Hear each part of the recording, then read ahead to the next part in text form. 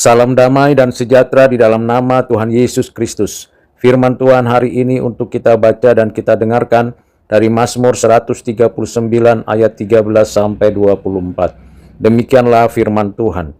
Sebab engkaulah yang membentuk buah pinggangku, menenun aku dalam kandungan ibuku. Aku bersyukur kepadamu oleh karena kejadianku dahsyat dan ajaib. Ajaib apa yang kau buat dan jiwaku pun benar-benar menyadarinya. Tulang-tulangku tidak terlindung bagimu ketika aku dijadikan di tempat yang tersembunyi, dan aku direkam di bagian-bagian bumi yang paling bawah. Matamu melihat selagi aku bakal anak, dan dalam kitabmu semuanya tertulis hari-hari yang akan dibentuk, sebelum ada satupun daripadanya. Dan bagiku betapa sulitnya pikiranmu, ya Allah, betapa besar jumlahnya. Jika aku mau menghitungnya, itu lebih banyak daripada pasir. Apabila aku berhenti, masih saja aku bersama-sama engkau. Sekiranya engkau mematikan orang fasik, ya Allah, sehingga menjauh daripadaku penumpah-penumpah darah, yang berkata-kata dusta terhadap engkau, dan melawan engkau dengan sia-sia. Masakan aku tidak membenci orang-orang yang membenci engkau, ya Tuhan, dan tidak merasa jemu kepada orang-orang yang bangkit melawan engkau? Aku sama sekali membenci mereka, mereka menjadi musuhku. Selidiki aku, ya Allah, dan kenalah hatiku. Ujilah aku dan kenalah pikiran-pikiranku. Lihatlah apakah jalanku serong, dan tuntunlah aku di jalan yang kekal. Berbahagialah kita yang mengerti firman Tuhan dan melakukan firman ini dalam kehidupan kita sehari-hari. Saudara yang kekasih di dalam Kristus, mari kita dengarkan, simak, dan pelajari pemikiran tafsir dari Matthew Henry di dalam bagian ayat 13-24 ini. Dinyatakannya sebagai berikut. Dikatakan bahwa pekerjaan tangan Tuhan nyata dalam kehidupan tiap orang secara individu. Baginya, bagi siapa saja yang merangkai mesin, juga mengenal semua pergerakannya. Allah lah yang menciptakan kita. Jadi tentu saja Allah mengenal kita. Allah melihat ketika kita dibentuk.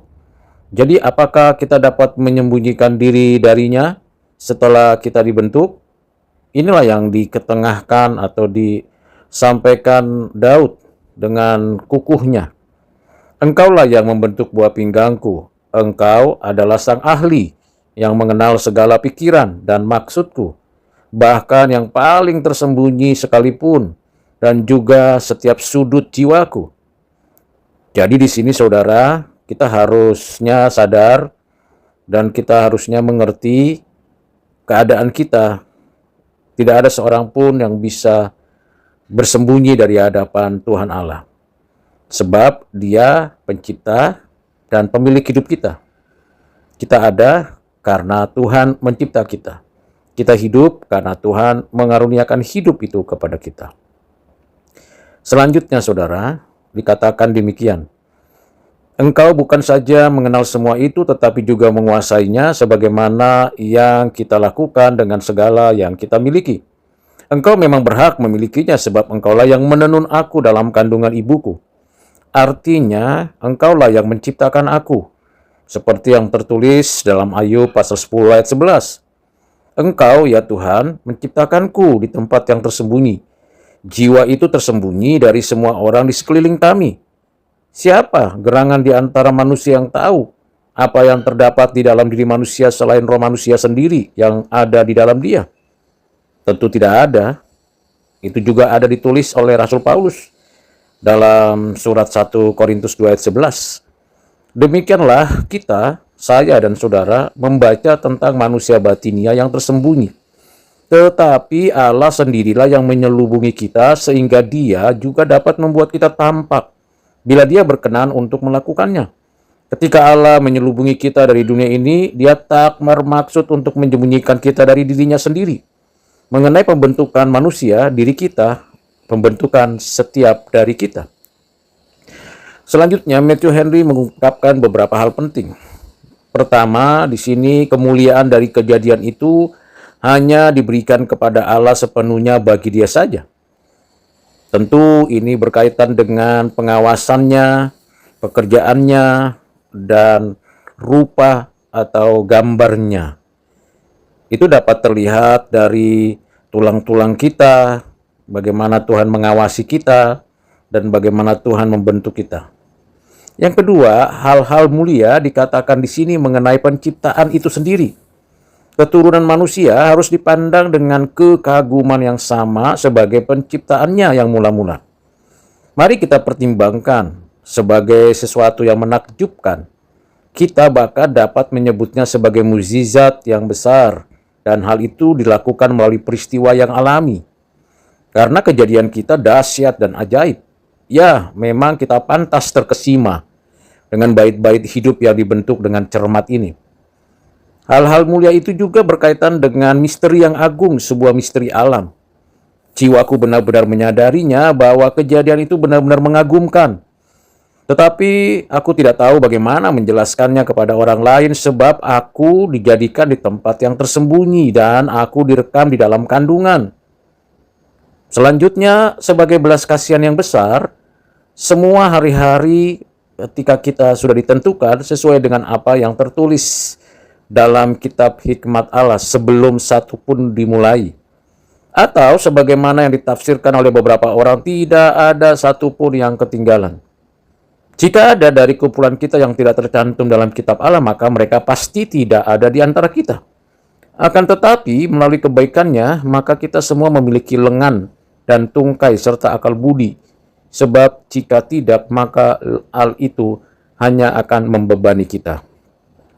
Saudara yang kekasih di dalam Kristus, pada bagian-bagian seperti ini, kita perlunya menyadari hal yang sangat sensitif di dalam kehidupan kita. Mengapa demikian? Karena ini bicara tentang tubuh kita. Kita tahu dan kita sadari itu. Karena takjub dan rasa syukur atas pemeliharaan Allah dari sejak kita dalam kandungan sampai sekarang. Layak dikagumi. Karena betapa berharganya ternyata diri kita, tubuh kita, hidup kita. Layak dikagumi karena betapa besar jumlahnya. Tak terhitung berkat-berkatnya, pertolongannya, penyertaannya, karyanya. Dan tetap ada sepanjang waktu, karena pemeliharaan Tuhan tidak berhenti. Pagi, sore, malam, siang, petang, semuanya terlalu ajaib pemeliharaan Tuhan. Dari pengajaran ini kita bisa dapat menyimpulkan bahwa kebinasaan akan menjadi nasib akhir para pendosa dan kita yang mengenal Tuhan, atau terlebih khusus kita yang ditarik dibawa kepada Tuhan. Kita bersyukur karena anugerah Tuhan. Tetapi mereka yang melawan Tuhan akan mengalami penghukuman. Mereka yang menjauh dari Tuhan akan dihukum. Dan kita pun tidak mau mengikut pikiran mereka yang melawan Tuhan. Dia yang membenci mereka, yaitu karena mereka berbuat dosa, maka Tuhan akan menghukumnya. Sementara kita mengendaki agar kita hidup di perkenan Tuhan, agar kita senantiasa dituntunnya, di jalannya yang kekal, yang kudus, supaya kita tidak hidup seperti orang-orang dunia. Saudara yang kekasih di dalam Kristus, mari kita kembali mengingat Mazmur 139 sampai 24. Dua bagian besar. Bagian pertama tentang keberadaan kita yang dicipta Tuhan begitu dahsyat dan ajaib. Bagian kedua berkaitan dengan pemeliharaan dan keselamatan kita.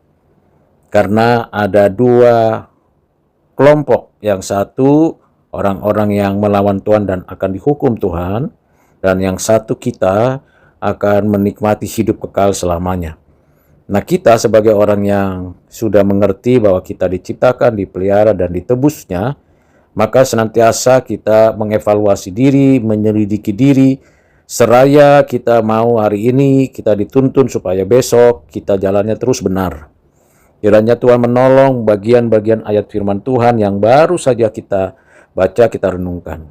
Apa penerapannya? Pertama, tetap pandang kepada Allah yang hidup di dalam dan melalui Kristus.